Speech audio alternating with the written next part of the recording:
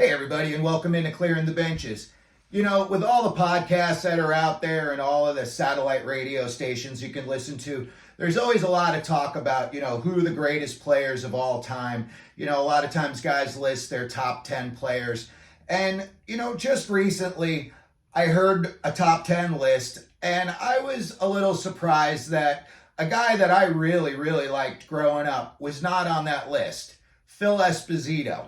Now, everybody knows Wayne Gretzky's the greatest hockey player ever. He won the NHL scoring title 11 times. 4 of those times, he put up over 200 points. But right before him, Phil Esposito was dominating the NHL year in and year out. He won 5 out of 6 scoring titles. And it was only because some guy named Bobby Orr bumped him out one of the years he would have won 6 out of 6.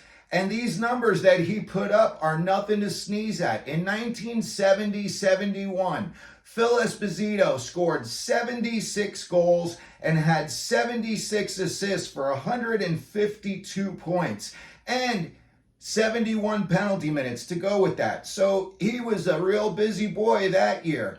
Now, in years before that, he had also dominated, and I'm talking 126 points, 120 points, 152, 133, 130, and 145 points. Now, when you look at these guys that are scoring today, only 1, 2, 3, 4, 5 guys have scored more than 120 points since 2000, and the names on that list are pretty good. Yager had 121 in 2000. Joe Thornton had 125 in 2005.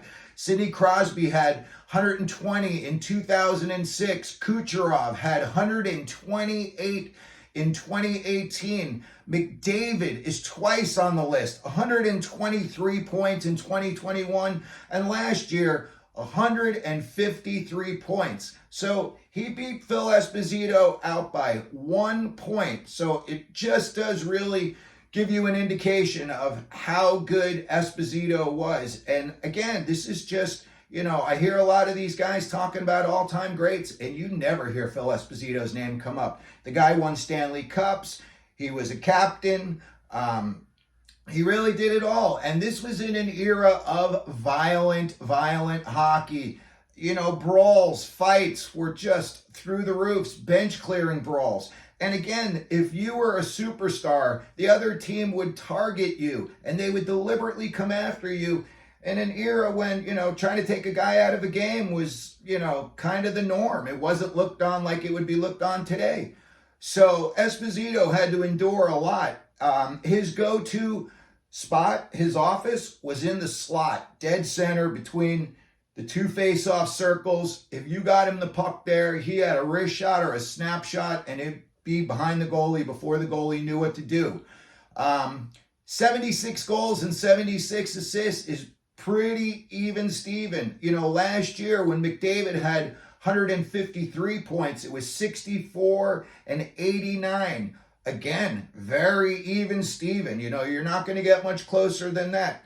25 more assists than goals. But again, pretty level right there. You look at who's doing it this year. It's not as even Steven. It's kind of more one-sided, goals or assists. McKinnon with the 72 points, 23 goals, 49 assists. Kucherov, 28 goals, 44 assists. Pasta, 26 goals, 35 assists, a little more, down the middle.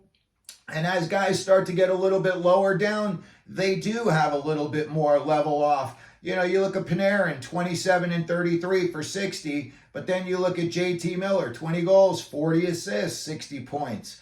And, McDavid is 8th right now as when we're doing this video, but he's got 16 goals, 42 assists.